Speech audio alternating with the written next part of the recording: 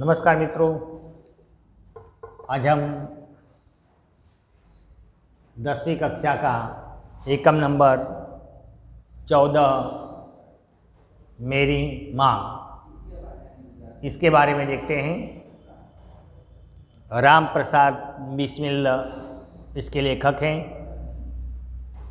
राम प्रसाद बिस्मिल्लाह का जन्म 1887 और निधन 1927 वह बताया गया है। राम प्रसाद बिस्मिल्लाह के बारे में आप बहुत कुछ जानते हो, क्योंकि वे एक क्रांतिकारी थे।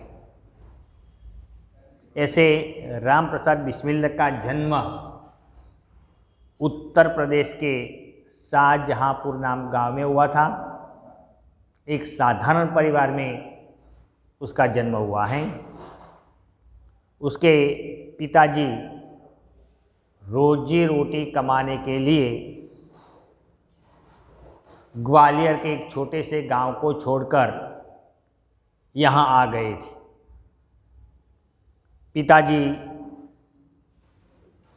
खास पढ़े लिखे नहीं थे, इसलिए वह कचहरी में सरकारी स्टैंप बेचकर अपना गुजारा करते थे। जो कुछ पैसे मिलते थे, इससे बच्चों की पढ़ाई की। राम प्रसाद बिस्मिल्लाह बताते हैं कि उर्दू मिडल की परीक्षा में 2 बार असफल होने पर अंग्रेजी मिडल की पढ़ाई की। स्वाध्याय से बंगला भाषा सीखी। आरंभ में आर्य समाज की प्रवृत्तियों में जुड़े और बाद में वह क्रांतिकारी संगठन में संलग्न बने। काकोरी रेल डकैती में वे पकड़े गए और ये रेल कांड के मुख्य आरोपी के रूप में उसे फांसी की सजा हुई थी और वे देश के लिए शहीद हो गए। ऐसे राम प्रसाद बिस्मिल्लाह आरंभ में राम तथा अज्ञात पत्रिकाओं में लिखा करते थे। बंगला से हिंदी में भी अनुवाद करते थे। आत्मकथा फांसी के पहले 2 दिन जेल में लिखी थी, लेकिन चोरी छुपी से उन्होंने वह आत्मकथा किसी प्रकार जेल से बाहर भिजवा दी, जिसके कुछ अंश श्री गणेश विद्यार्थी के संपादन में काकोरी शहीद के नाम में छपे हैं। यह एकम मेरी माँ, उसने अपनी माँ का अपने जीवन में कितना योगदान रहा है, इसकी बात अपनी आत्मकथा में बताई है। माता मात्र जन्म देने वाली नहीं होती, लेकिन व्यक्ति का निर्माण करने वाली या व्यक्ति के व्यक्तित्व का निर्माण करने वाली जीवनदात्री होती है। अंत में राम प्रसाद बिस्मिल्लाह अपनी माँ की सेवा नहीं कर पाए। अपने जीवन में माँ ने जो योगदान दिया था, इसका ऋण वह अदा न कर सके, इसका रंज इस आत्मकथा में भी बताया है। तो मित्रों, सब विद्यार्थी अब अपनी किताब खुली रखें ताकि एकम को हम अच्छी तरह से समझ सकें। देखें, लखनऊ कांग्रेस से जाने के लिए मेरी बड़ी इच्छा थी। लखनऊ में कांग्रेस का अधिवेशन मिला था और वह अधिवेशन में भाग लेने की राम प्रसाद बिस्मिल्ला की बड़ी इच्छा थी। दादी जी और पिताजी तो विरोध करते रहे, किंतु माताजी ने मुझे खर्च दे दिया। मेरे दादी और मेरे पिताजी मेरे विरोध में थे। मैं लखनऊ ना जाऊं, वही वे इच्छा रखते थे, लेकिन माताजी ने कुछ बचे खुर्चे पैसे निकालकर मुझे लखनऊ जाने की आज्ञा दे दी। उसी समय शाहजहांपुर में सेवा समिति का आरंभ हुआ था और उसी समय शाहजहांपुर के जिस गांव में उसका जन्म हुआ है, वही गांव में एक सेवा समिति का आरंभ हुआ है। लोगों की सेवा करने के लिए एक समिति बनाई गई थी। वह समिति की शुभ शुरुआत हुई थी। मैं बड़े उत्साह के साथ सेवा समिति में सहयोग देता था। उत्साह शब्द है, उत्साह मतलब उमंग। मैं उत्साह उमंग के साथ वह समिति में सहयोग देता था। पिताजी और दादी जी को मेरे इस प्रकार के कार्य अच्छे न लगते थे। मेरे पिताजी, मेरे दादी जी को मैं इस प्रकार की सेवा समिति में जुटकर लोगों की सेवा करता, वह इन दोनों को अच्छा नहीं लगता था, उनको नहीं सुहाता था, वे सहन नहीं कर पाते थे। लेकिन माताजी मेरा उत्साह भंग न होने देती थी, लेकिन मेरी माताजी थी वह मेरा उत्साह बढ़ाई जाती थी, मेरा उत्साह भंग न होने देती थी, जिसके कारण उन्हें अक्सर पिताजी की डांट फटकार तथा दंड सहन करना पड़ता था। मेरी माताजी मुझे सहयोग देती थी, इसलिए मेरे पिताजी और दादी जी की डांट मेरी माताजी को कई बार सुननी पड़ती थी। कारण यही कि मेरी माताजी मुझे हर काम में सहयोग देती थी। कई काम ऐसे थे जो पिताजी और दादी जी को पसंद ना होते, लेकिन माताजी के कहने पर मैं वह काम करता, जिसके कारण पिताजी मेरी माताजी को डांटते थे। वास्तव में मेरी माताजी देवी हैं। देवी स्वरूपा मतलब देव जिस प्रकार से लोगों पर कृपा बरसाते हैं, उसी प्रकार मेरी माताजी की हर कृपा मेरे पर बरसी हुई थी। मुझमें जो कुछ जीवन तथा साहस आया, वह मेरी माता तथा गुरुदेव श्री सोमदेव जी की कृपा का परिणाम है। मेरे अंदर हिम्मत, मेरे अंदर निडरता, लोगों की सेवा करने की भावना, ऐसे जो गुण मेरे अंदर विकसे, इसका कारण मेरे गुरुजी और मेरी माताजी। अगर एक गुरुजी और मेरी माताजी मुझे ना मिले होते तो शायद ऐसे गुण मेरे अंदर विकसित होते नहीं। दादी जी और पिताजी मेरे विवाह के लिए बहुत अनुरोध करते। अनुरोध का विरोधी होता है विरोध। अनुरोध मतलब आग्रह। मेरी उम्र अभी छोटी थी, लेकिन फिर भी मेरी दादी और मेरे पिताजी मेरा विवाह करने का अनुरोध करते थे। लेकिन माताजी यह कहती कि शिक्षा पा चुकने के बाद ही विवाह करना उचित होगा, लेकिन मेरी माताजी इसके खिलाफ थी, विरोध थी। मेरी माँ का कहना था कि बच्चे की पढ़ाई अभी जारी है, जब तक उसकी पढ़ाई पूरी नहीं होती हम उसकी शादी करेंगे नहीं। इसलिए बाल वय में मेरी शादी टल गई। माताजी के प्रोत्साहन तथा सद्व्यवहार ने मेरे जीवन में वह दृढ़ता मतलब मजबूती उत्पन्न की।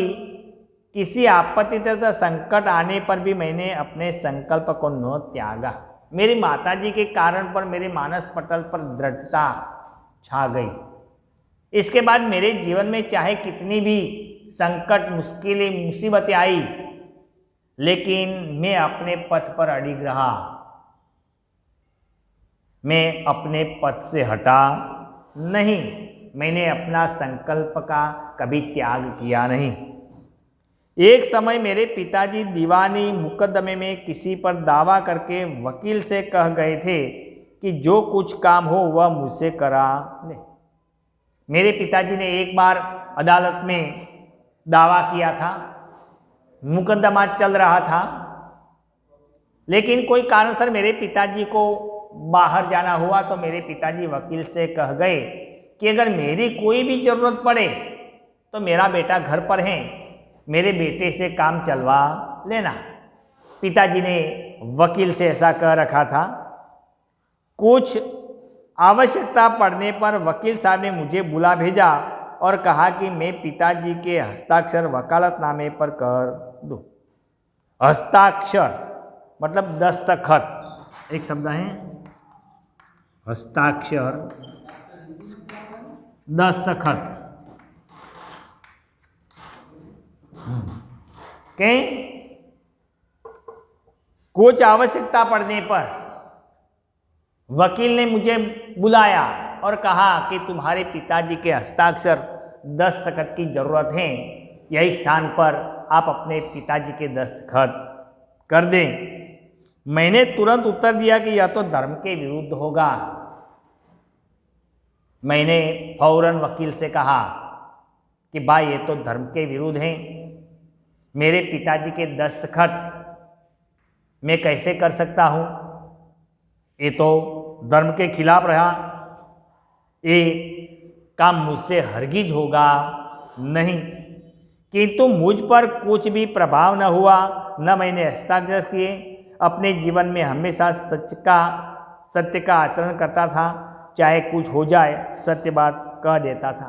चाहे कोई भी मुसीबत आए, चाहे कोई भी संकट में फंस जाओ, लेकिन मैंने कभी सत्य का साथ छोड़ा नहीं। बार बार वकील ने कहने पर भी मैंने अपना फैसला बदला नहीं, क्योंकि ये सारे गुण मेरी माँ के कारण मेरे अंदर आए हुए थे। 11 वर्ष की उम्र में माताजी विवाह कर शाहजहाँपुर में आई थी। अपनी माँ के बारे में बताते हुए कहते हैं कि मेरी माँ की उम्र शायद 11 वर्ष की रही होगी। ऐसे समय में वह इतनी छोटी उम्र में शादी करके वह शाहजहाँपुर में आई हुई थी। उस समय वह नितांत अशिक्षित थी। एक शब्द है नितांत,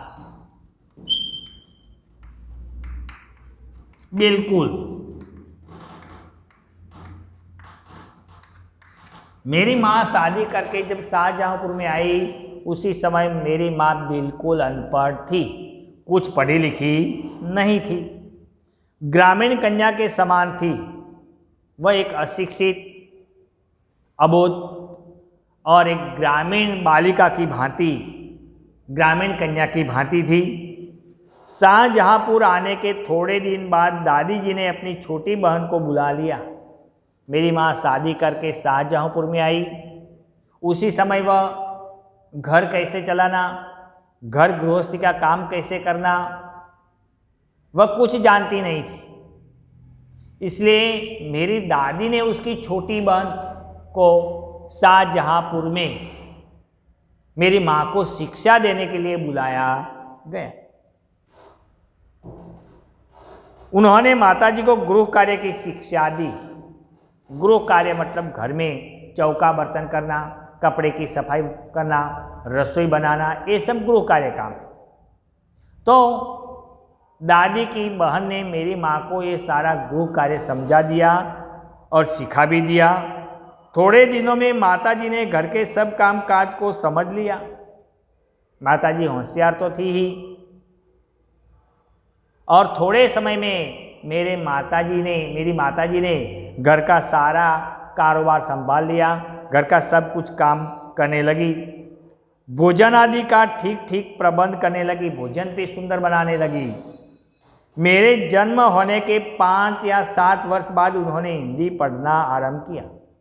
मेरा जन्म हुआ, मेरे जन्म होने के बाद 5 या 6 साल के बाद मेरी माताजी अनपढ़ होने के बावजूद भी उसने हिंदी विषय की पढ़ाई शुरू की। अगर जो मन में दृढ़ संकल्प करो ने तो कोई भी काम कठिन रहता नहीं। ગુજરાતીમાં પણ કહેવાય છે ને કે અડીગ મનના મુસાફરને હિમાલય પણ નડતો નથી। मेरे जन्म के बाद मेरी माताजी ने हिंदी की पढ़ाई शुरू की। पढ़ने का शौक उन्हें खुद ही पैदा हुआ था, किसी ने कहा नहीं था। लेकिन मेरी माताजी को पढ़ने का शौक अपने आप ही उसके मन में जन्मा था। मोहल्ले की सखी सहेली जो घर पर आया करती थी, उन्हीं में जो शिक्षित थी, माताजी उनसे अक्षर बोध करती थी। मोहल्ले में रहने वाली स्त्रियां उसकी सखियां बनी हुई थी। जब जब वह मेरे घर पर आती, मेरी माताजी उसके पास से शिक्षा ग्रहण करती थी। न वह कहीं ट्यूशन गई थी, न वह कहीं शिक्षा प्राप्त करने के लिए स्कूल में गई थी, लेकिन घर आने वाली शिक्षित स्त्रियां थी, उसके पास से मेरी माताजी शिक्षा ग्रहण करती थी। इस प्रकार घर का सब काम कर चुकने के बाद जो कुछ समय मिल जाता, उसमें पढ़ना लिखना करती थी। देखो सुंदर बात बताई कि आपके पास तो कुछ काम नहीं होता, फिर भी आप पढ़ते नहीं। लेकिन मेरी माताजी घर का पूरा काम करने के बाद जो कुछ समय मिलता था न, वही समय में पढ़ाई करती थी। तो देखो आप भी समझे कि आपके पास कुछ काम नहीं है, फिर भी आप पढ़ाई नहीं करते, तो ये वाक्य सुंदर है आपके लिए, आप ये समझे। उसने पढ़ना लिखना करती, परिश्रम के बल से थोड़े दिनों में ही वह देवनागरी पुस्तकों का अध्ययन करने लगी। इतना परिश्रम किया उसने पढ़ाई के पीछे कि थोड़े समय में ही मेरी माताजी देवनागरी लिपि पढ़ना लिखना जान गई। देवनागरी लिपि मतलब हिंदी। तो देवनागरी लिपि मेरी माताजी पढ़ना लिखना आरंभ कर दिया और सीख भी गई। मेरी बहनों की छोटी आयु में माताजी की शिक्षा दिया करती, मेरी बहनों को छोटी आयु में माताजी ही शिक्षा दीक्षा दिया करती थी। देखिए जब मेरी माँ घर आई थी तब अनपढ़ थी, और मेरी बहनों का जन्म हुआ और जब वे बड़ी हुई तब मेरी माताजी शिक्षित थी। तो मेरी बहनों को भी माताजी घर पर ही पढ़ाया करती थी। जब से मैंने आर्य समाज में प्रवेश किया, माताजी से खूब वार्तालाप होता। दयानंद सरस्वती आर्य समाज के स्थापक हैं। सत्यार्थ प्रकाश ग्रंथ लिखा है जिसने, तो ऐसे दयानंद सरस्वती आर्य समाज के स्थापक। तो आर्य समाज में जब मैंने प्रवेश किया तब मेरी माताजी से मेरा खूब वार्तालाप होता था, मेरी माताजी से बातचीत होती थी। उस समय की अपेक्षा अब उनके विचार भी कुछ उदार हो गए हैं। अपेक्षा मतलब तुलना। यदि मुझे ऐसी माता न मिलती तो मैं भी अति साधारण मनुष्यों की भांति संसार चक्र में फंसकर जीवन निर्वाह करता। जो आज महापुरुष हो गए हैं, ऐसे महापुरुषों की बात देखें तो ऐसे महान पुरुषों के पीछे उसकी माताओं का योगदान रहा है। गांधी जी की बात देखें तो भी, शिवाजी छत्रपति शिवाजी की बात देखें तो भी, भगत सिंह की बात देखें या राम प्रसाद बिस्मिल्ला, ये सब महान इसलिए बने कि उसके पीछे उसकी जननी माता का योगदान रहा है। इसलिए राम प्रसाद बिस्मिल्ला भी कहते हैं कि मुझे ऐसी माता न मिलती तो मैं कोई साधारण व्यक्ति रह जाता और मैं अपना साधारण जीवन में फंसकर शायद अपना गुजारा करता, निर्वाह करता। शिक्षा दी की अतिरिक्त क्रांतिकारी जीवन में भी उन्होंने मेरी वैसी ही सहायता की। जब मैं क्रांतिकारी संगठन में सम्मिलित हुआ न, तो भी मेरी माताजी ने उतना ही मुझे सहयोग दिया। क्रांतिकारी मतलब डग डग पर मौत। सिर्फ क्रांतिकारी नाम धारण से क्रांतिकारी नहीं बनते। क्रांतिकारी मतलब क्रांति करने वाले व्यक्ति। क्रांति मतलब परिवर्तन, और परिवर्तन लाने के लिए कभी कभी जान की कुर्बानी भी देनी पड़ती है। तो मैं क्रांतिकारी बनाने, तो इसके पीछे भी मेरी माँ का योगदान रहा है। मेरी माँ ने वैसे ही मुझे सहायता दी है। माता जी का सबसे बड़ा आदेश मेरे लिए यही था कि किसी की प्राण हानि न हो। प्राण हानि मतलब जान का नुकसान। मेरी माता जी ने मुझे एक प्रतिज्ञा दिलवाई थी, मुझे बड़ा उपदेश दिया था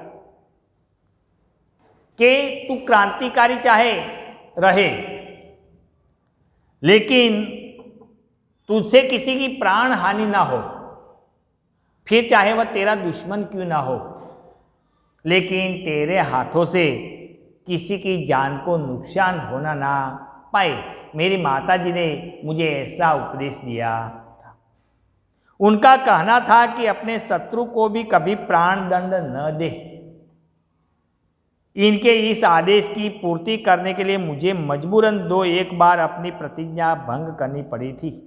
उनके इस आदेश की पूर्ति करने के लिए मुझे मजबूरन 2-1 बार अपनी प्रतिज्ञा भंग करनी पड़ती। मैंने उसकी प्रतिज्ञा का पालन तो किया, लेकिन क्रांतिकारी होने के नाते 1-2 बार मुझे उसकी प्रतिज्ञा भंग करनी पड़ी थी।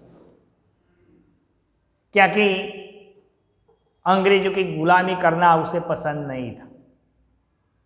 अंग्रेज लोग जब भारतीयों का संहार करे तब वह हाथ जोड़कर बैठे रहे, वैसे नहीं थे।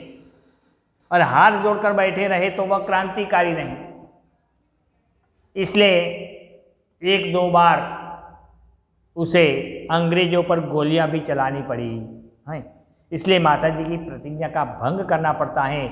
यही बात राम प्रसाद बिस्मिल ने अपनी आत्मकथा में बताई है।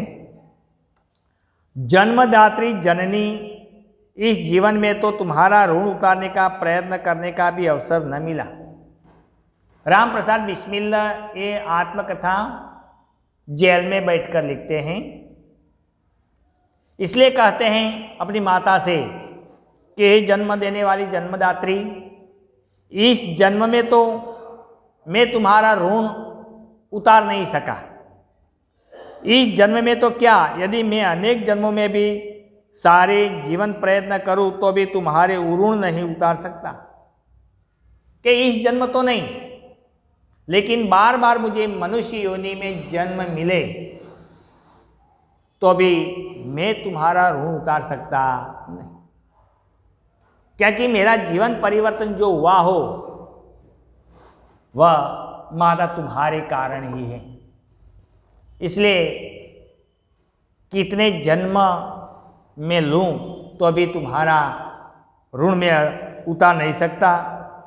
जिस प्रेम तथा दृढ़ता के साथ तुमने इस तुच्छ जीवन का सुधार किया है, अगर आप मेरे जीवन में ना होती तो शायद मैं रास्ता भटक गया होता, लेकिन तुम्हारे कारण ही मेरा तुच्छ जीवन एक साधारण जीवन के अंदर सुधार आया। वह अवर्णनीय है जिसका वर्णन मैं कर सकता नहीं। मुझे जीवन की प्रत्येक घटना का स्मरण है कि तुमने जिस प्रकार अपनी देववाणी का उपदेश करके मेरा सुधार किया है, तुम्हारी दया से ही मैं देश सेवा में संलग्न हो सका। कि तुम्हारी कृपा से ही मैं देश सेवा में सम्मिलित हुआ, वरना पिताजी और दादाजी मुझे देश सेवा करने देते नहीं, मुझे क्रांतिकारी बनने देते नहीं। छोटी उम्र में मेरी शादी करते, मैं विवाहित होकर एक सामान्य जिंदगी जी लेता। लेकिन उस समय आपने इस बात का विरोध किया, जिसके परिणाम स्वरूप आज मैं यह स्थान पर पहुंच सका हूँ। धार्मिक जीवन में तुम्हारी ही प्रोत्साहन ने सहायता दी। धार्मिक क्रियाएं करने की जो होती हैं उसमें भी तुम्हारा ही प्रोत्साहन रहा है। जो कुछ शिक्षा मैंने ग्रहण की उसका भी श्रेय तुम्ही को है।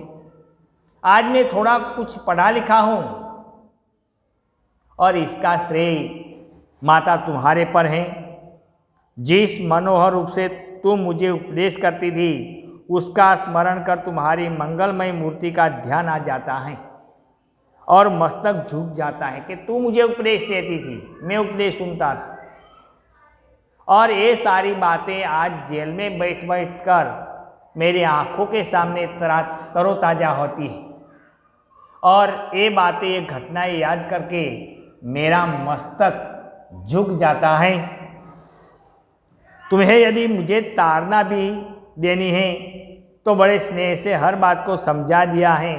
यदि मैंने धृष्टतापूर्ण उत्तर दिया तब भी तुमने प्रेम भरे शब्दों में ही कहा है कि तुम्हें जो अच्छा लगे वह करो, किंतु ऐसा करना ठीक नहीं, इसका परिणाम अच्छा ना हो। कि मैंने कोई बार माताजी पर क्रोध किया है तो भी वह मुझ पर क्रोधित नहीं हुई। उसने वह बात टालते हुए वैसा ही कहा है कि तुम्हें जो करना है करो, लेकिन बात ध्यान रखो कि जिसका परिणाम अच्छा होना चाहिए, कोई दुष्ट परिणाम आए वैसा काम आप न करें। जीवनदात्री, तुमने इस शरीर को जन्म देकर केवल पालन पोषण ही नहीं किया, बल्कि आत्मिक, धार्मिक और सामाजिक उन्नति में भी तुमने मेरी सदैव सहायता की है। जन्म जन्मांतर परमात्मा ऐसी ही माता दे कि तूने सिर्फ जन्म देकर अपना फर्ज अदा नहीं किया, लेकिन आज मेरे अंदर आत्मिक, धार्मिक और सामाजिक उन्नति जो हुई है वह तुम्हारे कारण है। मैं भगवान से यही प्रार्थना करता हूँ कि हे भगवान, मुझे तू जितनी बार जन्म दे उतनी बार यही माता की गोद से ही मेरा जन्म हो। महान से महान संकट में भी तुमने मुझे अधीर नहीं होने दिया कि कोई महान संकट आया हो, लेकिन वही संकट में भी मैं नासीपात हुआ हूँ तो भी आपने मुझे ऐसा नहीं करने दिया। सदैव अपनी प्रेम भरी वाणी को सुनाते हुए मुझे सांत्वना दी रखी है। तुम्हारी दया की छाया में मैंने अपने जीवन भर में कोई कष्ट अनुभव नहीं किया कि तुम्हारी छाया में आज तक मुझे कोई कष्ट का अनुभव किया नहीं। इस संसार में मेरी किसी भी भोग विलास तथा ऐश्वर्य की इच्छा नहीं। यह संसार में मुझे भोग विलास की या आमोद प्रमोद की मुझे कोई भी इच्छा नहीं। ऐसी इच्छा नहीं कि मैं जेल में से बाहर निकलूं, सांसारिक जीवन अदा करूं। मुझे भोग विलास की कोई इच्छा नहीं। केवल एक इच्छा है और वह है कि एक बार श्रद्धापूर्वक तुम्हारे चरणों की सेवा करके अपने जीवन को सफल बना लेता। मेरी एक ही इच्छा है कि अगर जेल में से मुझे मुक्ति मिली होती तो मैं तुम्हारे चरण कमल की सेवा करके मैं अपने जीवन को कृतार्थ या अपने जीवन को धन्य करता। किंतु यह इच्छा पूर्ण होती नहीं दिखाई देती, लेकिन मुझे लगता है कि यह इच्छा मेरी पूर्ण होगी नहीं, क्योंकि उसी समय राम प्रसाद बिस्मिल जेल में हैं और उसकी फांसी की सजा सुनाई गई है। तुम्हें मेरी मृत्यु की दुख भरी खबर सुनाई जाएगी। थोड़े दिनों के बाद तुम्हारे समाचार मिलेगा मेरी मृत्यु का, मेरी फांसी का। माँ, मुझे विश्वास है कि तुम इस समय धैर्य धारण करोगी और मैं विश्वास करता हूँ कि मेरी मृत्यु का समाचार सुनकर भी आप धैर्य नहीं खोओगी, आप धैर्य धारण करोगी कि तुम्हारा पुत्र माताओं की माता भारत माता की सेवा में अपने जीवन को बलि देकर भेंट कर गया। और तुम यही विचारों सोचोगी कि तुम्हारा बेटा माताओं की माता, जननी या धरती माता के लिए अपना बलिदान दे गया है। उसने तुम्हारी कोख को कलंकित नहीं किया। और तुम ये भी सोचोगी कि तुम्हारे बेटे ने तुम्हारी कोख गोद को कलंकित किया नहीं, अपनी प्रतिज्ञा पर दृढ़ रहा। जब स्वाधीन भारत का इतिहास लिखा जाएगा तो उसके किसी पृष्ठ पर उज्जवल अक्षरों में तुम्हारा भी नाम लिखा जाएगा। मेरी मृत्यु के बाद स्वाधीन भारत का इतिहास लिखा जाएगा और यही इतिहास में एक क्रांतिकारी राम प्रसाद बिस्मिल के साथ साथ तुम्हारा भी नाम स्वर्ण अक्षरों से लिखा जाएगा।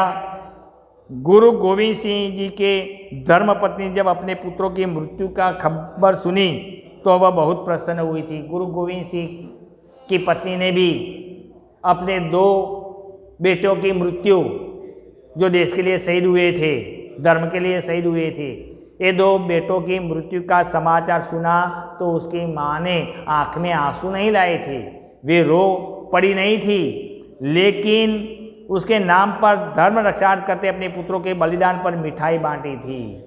धर्म की रक्षा करने के लिए पुत्रों के बलिदान पर उसकी माता ने आसपास में मिठाई बांटी थी। जन्मदात्री वर दो कि अंतिम समय भी मेरा हृदय किसी प्रकार विचलित न होए माता। मैं तुम्हारे पास यही वरदान मांगता हूँ कि मेरी मृत्यु के समय, फांसी के फंदे लटकते समय मेरे आँख में आंसू भी ना आए और मैं जरा भी विचलित न हो पाऊँ, और तुम्हारे चरण कमल को प्रणाम कर मैं परमात्मा का स्मरण करता हुआ शरीर को त्याग दो। मैं परमात्मा का स्मरण करता हुआ मैं परम धाम सिधाऊं, फांसी के फंदे पर झूलूं, यही मेरी अंतिम इच्छा। तो मित्रों, मेरी माँ एकम यहाँ समाप्त होता है।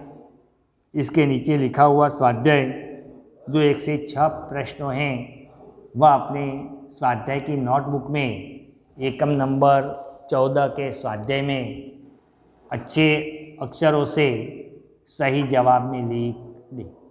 मेरी माँ के बारे में कभी कभी निबंध भी पूछा जाता है, मातृ प्रेम, तो साथ साथ मातृ प्रेम निबंध भी तैयार करते रहे। Thank you.